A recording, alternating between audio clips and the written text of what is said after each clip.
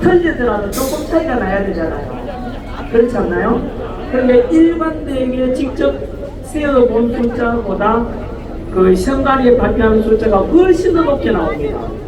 그래서 이것은 의혹이 있는 것이지요. 그래서 이렇게 진행되면 안 된다. 부정선거를 알고 독일 같은 경우는 학교만 부정선거하게 될 재선거를 실시했어요. 그게 올바르지 않나요? 여러분 실시하고 나오셔가지고 내 소중한 선거를 모르고 싶지 않아가지고 이렇게 투표하러 나오시는데 그것을 소중하게 투표권 행사되고 실제 통계에 반영되도록 하는 것이 다 너무나 당연한 우리 민주주의 실천하는 것 아니겠습니까? 그런데 그렇지 못한 것에 대해서 이대로 진행되면 안 된다. 이렇게 함으로 해서 설령 우리 요구가 받아들이지 않더라도 국민들이 그 분노심을 가지고 6.3 대선에서 투표를 넓힐 수 있겠지요. 그래야 되지 않겠습니까? 네, 그것을 위해서 어제 저녁에는 과천에 있는 중앙선관위 앞에서 집회를 했었고, 그래서 어제 저녁에 제가 7시부터 새벽 2시까지 마이크를 잡았어요. 이제 철야했거든요. 거기에서 청년들이 지방에서 많이 오고 해가지고 그래서 목이 쉬었다는 말씀을 드리려고 지금 조금 길게 인사말을 드렸습니다. 조금 늦게 거북하더라도 들어주십시오. 오늘 우리 청년들 먼저 나와서 인사 잠깐 드리게요.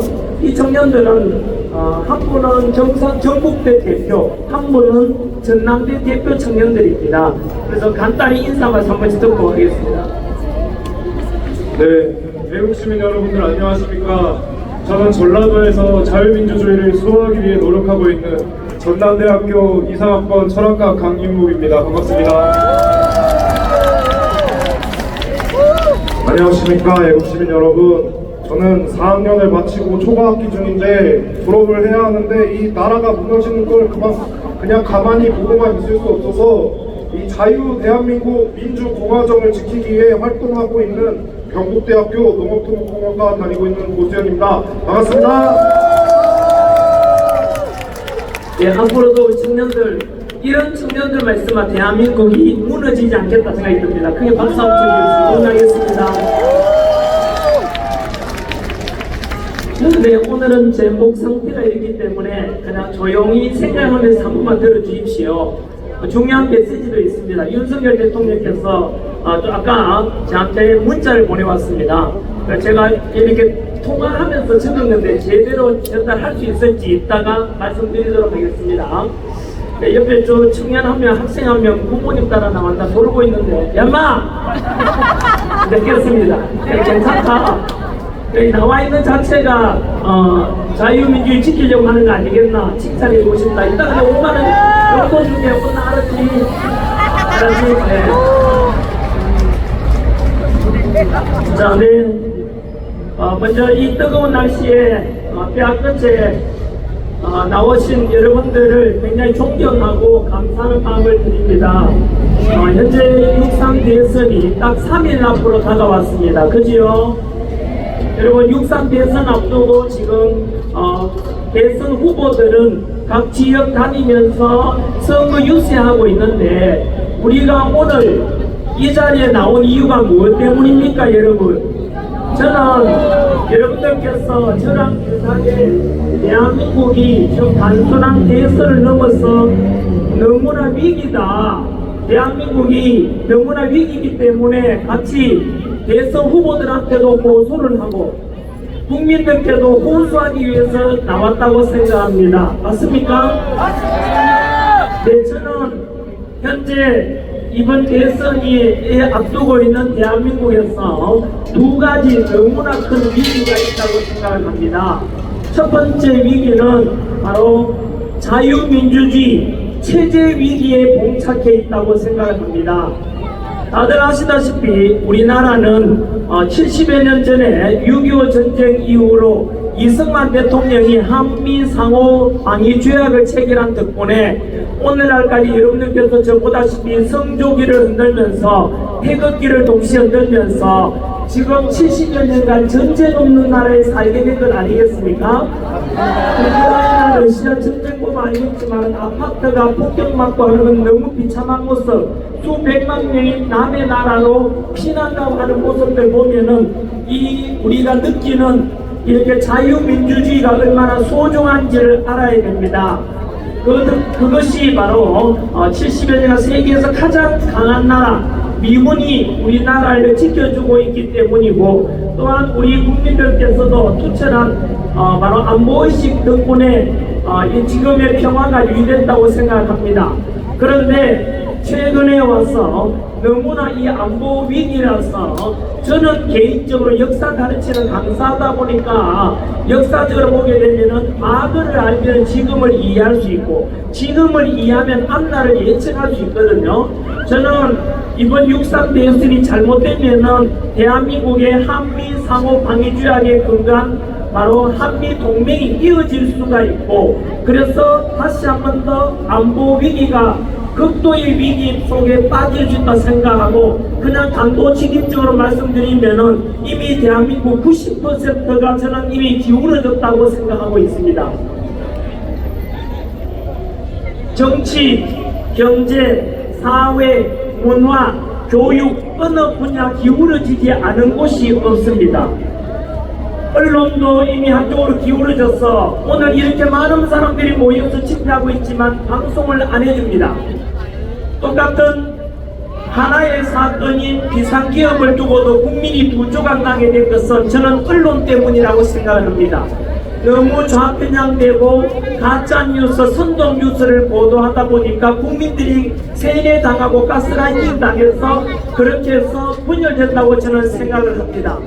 뿐만 아니고 정치도 마찬가지로 지금 친중 정치인들이 너무나 많이 등장해가지고 현재 미국이 경고하고 있지 않습니까?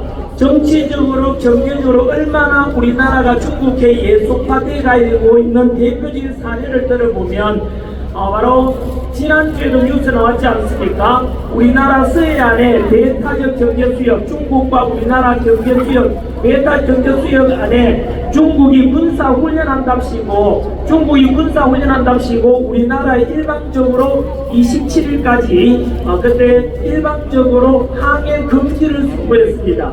우리나라 외교부에서는 그냥 유감 정도로 표현하고 끝났는데 여러분, 그것은 비우호적인 것 아닙니까?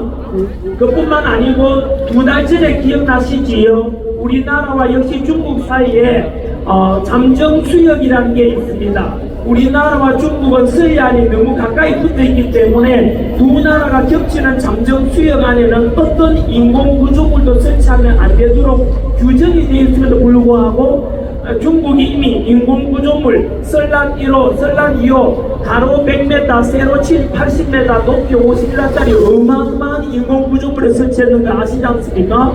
중국은 그것을 어업용이다, 양식용이다 라고 하지만 거짓말입니다. 이미 이루어졌던 남중국해를 예를 들면은 거기는 이미 헬기도 뜨고 내리고 군사시설로 바뀌어 있습니다. 다시 말하면 우리나라와 중국 사이에 잠정수역 안에 머지않아서 중국의 미사일 기지가 설치될 겁니다. 이 말은 서해안에 우리 눈앞에 바로 중국의 군사기지가 설치되는데 이게 여러분 과연 우호적입니까? 침략 의도입니까? 그뿐만이 아닙니다, 여러분. 2022년 3년 전 통계인데요. 그 뒤로는 더 늘어났을 건데 우리나라에 현재 중국인이 차지하고 있는 부동산 면적이 여의도 면적의 7배. 여의도 가보시면 국회의사당도 있고 육사병리도 있고 아파트도 너무 많고 거기에 굉장히 많은 금융빌딩들도 있는데요. 그 넓은 땅에 무려 7배를 중국인이 소유하고 있습니다. 우리나라 안에. 여러분 3년 전 통계니까 이미 3년 지난 지금은 아마 7배가 아니라 10배가 될 수 있는 면적을 중국이 가지고 있어요. 그뿐만 아니고요. 바로 지난주에 드러났지 않습니까? 미군 옆에 용산 있지 않습니까? 용산 미군 기지 1km 전방, 그리고 대통령 집무실 1km 전방에 바로 650평 1천억대 역시 땅이 발견되었는데 그 소유주가 누군지 아십니까?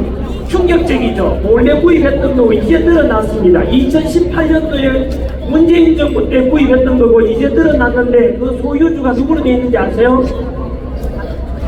중화인민공화국 소속이라고 되어 있습니다. 여러분, 중국은 사회주의 국가라서 개인의 토지 소유라든가 부동산을 가질 수가 없습니다. 우리나라 사람이 중국 가서 중국 땅 한 평이라도 구입할 수 있습니까? 없습니까? 없어요. 없습니다. 중국은 사회주의 국가이기 때문에요. 따라서 명령만 내려지면은 아까 말씀드렸던 우리나라 안에 있는 중국인이 사들인 부동산 여의도 면적이 7배, 그리고 용산 미군 기지 1km 전방, 대통령 집무실 1km 전방에 있는 그 땅들도 시진핑 명령 한 번만 내리면 전부 중화인민공화국 중국 소유로 바뀝니다. 이 말은 이미 우리나라 영토 안에 너무나 많은 중국인들이 영토를 이미 점령했다고 보시면 됩니다. 여러분들은 이걸 제대로 모르겠지만 여러분 이미 그 객관화에서 볼 수 있는 미국이 경고에 나섰습니다. 뭐라고 했느냐 하면 역시 지난주 뉴스 아닙니까?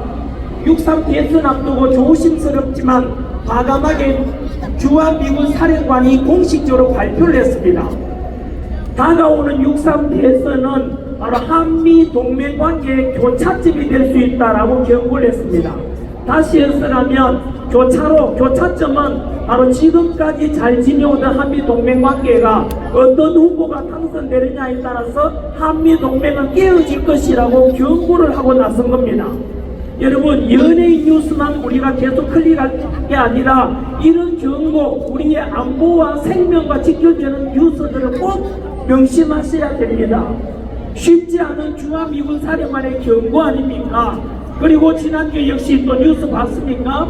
바로 우리나라에 주둔하고 있는 주한미군 중에서 4,500명을 철수할 수 있다고 미 국방부가 발표를 했습니다. 저는 강사하다가 지금 전학기 뉴스 언론사 발행인입니다. 언론사라고 있기 때문에 물론 강사할 때도 그랬지만 꿈에라도 거짓말하지 말라 제 삶의 신조입니다. 있는 그대로입니다. 통계 전부 그대로 밝혔지 않습니까? 2022년 통계 여의도 면적 7배를 중국인이 가지고 있고, 그리고 대통령 집무실과 용산 미군기지 1km 옆에 중화인민공화국 소유 땅이 있고, 유사시에 사회주의 국가인 중국은 명령만 떨어지면 우리나라에 있는 중국인 영토 전부 다 부동산이 중국 정부의 소유로 바뀝니다. 그리고 며칠 전 뉴스에 보셨습니까? 바로 중국이 마음만 먹으면 대한민국은 하루아침에 혼란에 빠질 것이다 라고 그런 뉴스도 보도되었습니다. 여러분, 이런 중국이 우리나라에 현재 종속화시키고 이렇게 하는 것이 너무 많이 드러나오는데 누가 경고를 했다고요? 미국이 직접 경고에 나선 것입니다. 얼마나 위급하면 대선 개입이라고 오해살까 싶었지만 미국이 발표했다는 것은 예사로운 일이 아니에요. 주한미군 사령관이 브런슨입니다. 브런슨 주한미군 사령관이 바로 한미 동맹 관계의 교차점이 될 수 있다는 것은 굉장히 무서운 경고라고 받아들이고 온 국민 4천만 우리 유권자들이 다 알아야 될 이야기라 이 뜻입니다. 꼭 명심해 주기 바라고, 여러분요 혹시 하이브리드 전쟁 들어보셨지 않습니까? 바로 남의 나라 점령할 때는 우크라이나, 러시아처럼 미사일 쏘고 전투기 날아다니지 않고 더 쉬운 방법으로 점령하는 방법이 바로 하이브리드 전쟁입니다. 미사일 한 방 쏘지 않고 남의 나라 차지할 수 있는 게 바로 하이브리드 전쟁, 우리나라와 중국 사이의 초안전이라고 불려집니다. 우리나라에 얼마나 여러분 깊이 중국이 개입되어 있고 있는지를 아시지 않습니까? 여러분 생각해 보세요. 미국하고 중국을 비교해 보십시오. 저는 중국을 일반적으로 미워한다 그 뜻이 아닙니다. 중국이 우리나라와 똑같이 상호주의에서 우리와 동등한 권한을 중국 안에서도 한국인을 인정해주면 우리도 존중하겠는데 그렇지를 못하잖아요. 우리나라 사람은 중국 가서 단 한 평도 구입 못하게 되어 있지 않습니까? 그런데 중국인은 우리나라 땅을 마구 사들이고 있지 않습니까? 이미 강남이나 종로 그리고 여의도 가면 그 높은 빌딩들 중에 상당수가 바로 중국인 소유 아닙니까? 알고 계십니까? JTBC 망하기 직전에, JTBC 방송 망하기 직전에 중국 IT 기업 텐센트가 1천억 투자했는 거 아시죠? 여러분, JTBC 기자 계시면은 기분이 좀 어떻습니까? 기업이 힘들어져서 그런 걸 맞겠지만 자본이고 힘이니까 중국 자본이 들어왔다는 것은 결국 중국 목소리를 낼 수밖에 없지 않겠습니까? 언론을 통해서. 그게 대한민국 현실입니다. 그뿐인 줄 아십니까? 여러분, 더 충격적인 거 역시 며칠 전에 또 이제 드디어 났죠. 지난달 4월 달에 여러분 SKT 해킹 당한 거 아시죠? 몇만 명이 터졌습니까? 2600만 명, 우리나라 인구의 절반이 터졌습니다. 단순한 유심칩만 그렇게 터졌다지만 실제로 이번에 안철수가 만든 회사지요. 안랩에서 보안전문 회사에서 밝혀진 것에 의하면 개인 신상이 사생활에 관한 거 탈탈 다 터졌다고 볼 수 있는 겁니다. 2600만 건 애들 장난입니까?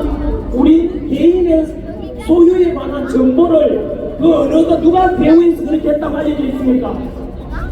모르십니까? 검색해 보십시오. 거의 90% 이상이 중국이 그랬다고 하지 않습니까? 여러분, 더 충격적인 거 물어볼까요? 그 SKT 해킹 당한 게 언제부터 시작된지 아세요? 2600만 명 정보를 언제부터 해킹했냐면 2022년 6월 15일부터 해킹 시작됐어요. 언제 중단됐는지 아십니까? 언제 중단됐는지 아십니까? 해킹 시작된 지는 2년 반 됐습니다. 2022년 6월 15일부터 우리나라 2600만 명 탈탈탈 정보를 들고 있었는데 그 해킹이 스톱된 날이 2024년 12월 2일입니다. 여러분, 12월 2일부로 해킹이 스톱됐는데 왜 스톱됐느냐? 다들 아시죠? 2024년 12월 3일 날 무슨 일이 있었습니까? 윤석열 대통령의 비상기업 선포가 12월 3일 아닙니까? 충격적이게도 2년 반 동안 2022년부터 해킹하던 그 중국 업체라고 알려진 그 업체가 해킹을 스톱한 날이 2024년 12월 3일 비상기업 하면서 스톱된다 이 뜻입니다. 윤석열 대통령이 지금도 형사재판을 받고 계시지만 그 당시에 생각해 보십시오. 윤석열 비상기업 선포 가장 큰 이유가 다들 알고 계시죠? 무슨 세력 청전이었습니까? 반국가 세력 청전이었지 않습니까? 반국가 세력을 청결하고자 했다는 게 첫 번째 비상기업의 이유였습니다. 당신께서는 남은 2년 반 동안의 임기 동안 편안하게 보낼 수 있었지 않습니까? 그런데 왜 비상기업을 선포했습니까? 권력을 더 얻기 위함입니까? 정권 연장하기 위함입니까? 희생을 위한 것이었습니까? 희생을 통해서 당신께서는 탄핵을 당해서 어떻든 간에 대한민국을 지키겠다, 반국가 세력 정결하겠다는 의지 아닙니까? 이제는 바뀌어졌지 않습니까? 2600만 명 정보를 다 정결했다고요. 누구 덕분입니까 이게?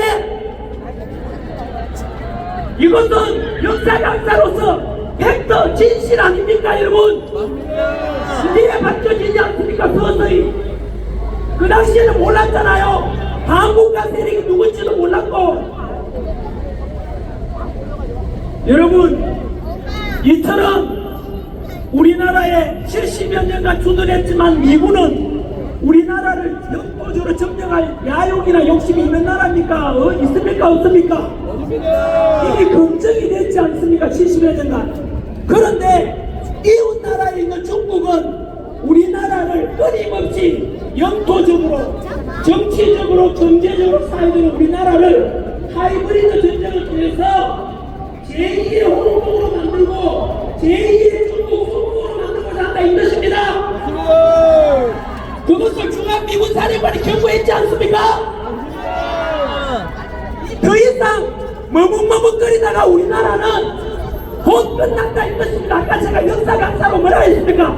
과거를 알면 지금을 이해할 수 있고 지금을 이해하면 앞날을 예측할 수 있다 그랬지 않습니까? 저는 다른 건데 이걸 6.3 걔네들이 잘못되면 한미동맹이 깨어지고 대한민국은 중국의 속국이 될 것이라고 예언하고 있습니다. 저는 그것이 첫 번째 위기입니다. 우리 6.3 대선 투표를 할 때 기준을 잘 잡으셔야 됩니다. 저는 후보를 지지 반대라는 말 하지 않았지 않습니까? 두 번째 위기가 무엇이냐? 지금까지 대한민국은 6.25 전쟁 이래로 전 세계적으로 모범이 될 만한 두 가지를 이뤄냈지 않습니까? 영국이 200년 걸렸는데 우리나라는 40년 만에 민주화를 만들어냈지 않습니까? 한강의 기적, 박정희 대통령 덕분에 한강 기적을 이루어서 가장 가난했던 대한민국이 전 세계 10위권까지 올라왔지 않습니까? 해외 나가보십시오. 코리아 하면 얼마나 다들 이렇게 합니다. K컬처뿐만 아니고 코리아 하면은 첨단 반도체의 나라, 첨단 기술의 나라, 너무나 멋진 나라로 알려져 있습니다. 여러분, BTS의 나라, 블랙핑크의 나라, 그리고 카리나입니까? 카리나의 나라, 너무나 다들 대한민국을 자랑스러워하고 있습니다. 그런데 지금 그 두 가지 다 위기에 이르고 있지 않습니까? 바로 민주주의의 위기입니다. 40년 만에 우리가 민주화 운동 노력하고 그 덕분에 전 세계 가장 모범적인 민주화를 이루었는데 바로 얼마 전 여러분 눈으로 직접 본 거 있지 않습니까?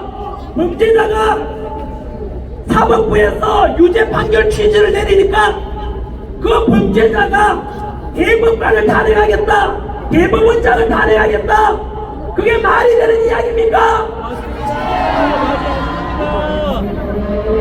한국권리 붕괴시키겠다는 말도 공공연히 하지 않습니까? 그리고 어떤 정치인은 이번 대선에서 이기면 사법부를 손봐주겠다라고 지금 협박까지 하고 있는 게 현실입니다. 여기 아까 돌고 있는 내가 15만원 주기로 했던 거 손 들어보세요. 몇 학년입니까? 몇 학년이에요? 중학교 1학년? 2학년이랍니다. 삼권분립 배웠지요? 삼권이 뭐예요?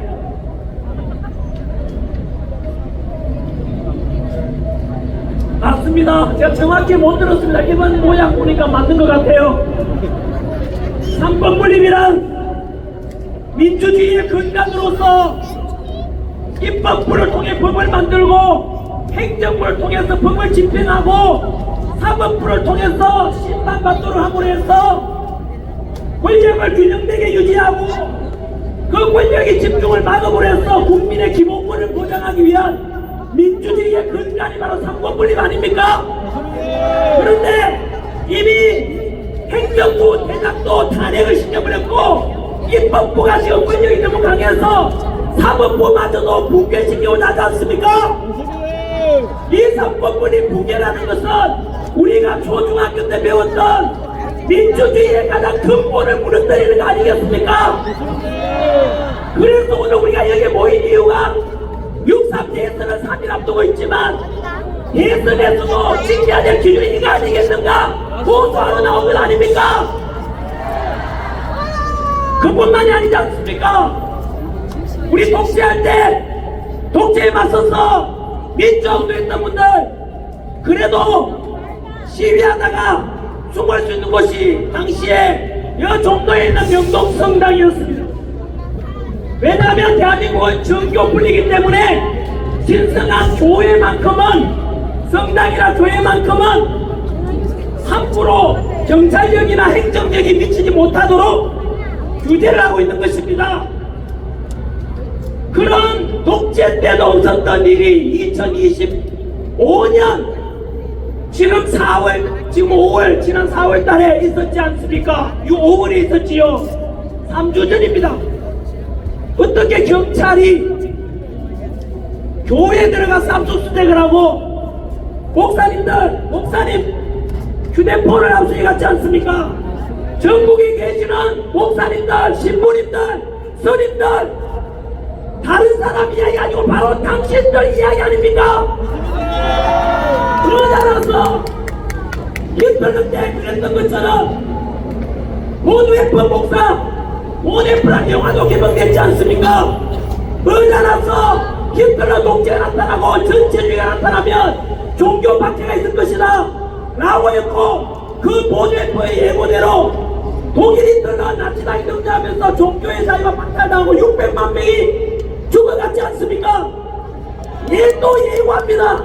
이대로 가다가 대한민국 머지않았어 결국은 친중화되고 중국 속국이 되면 전국의 목사님들, 신부님들, 스님들도 탄압받게 될 날이 머지않았습니다. 지금 중국을 보십시오. 중국에 종교 자유가 있습니까? 없습니까? 티베트, 신장, 위구르 지역에 스님들이 탄압받고 절이 불타고 그리고 우리나라 선교사님들 중국 가서 선교하는데 교회 다 무너지고 불태웠지 않습니까? 북한에 종교 자유가 있습니까? 없습니까? 종교는 인민의 한편이라는 그 말대로 사회주의 국가, 공산주의 국가는 종교 자유가 없지 않습니까? 또한 히틀러 나치 때처럼 그때도 종교를 허용하지 않았다고요. 저는 크리스찬입니다. 성경을 믿습니다.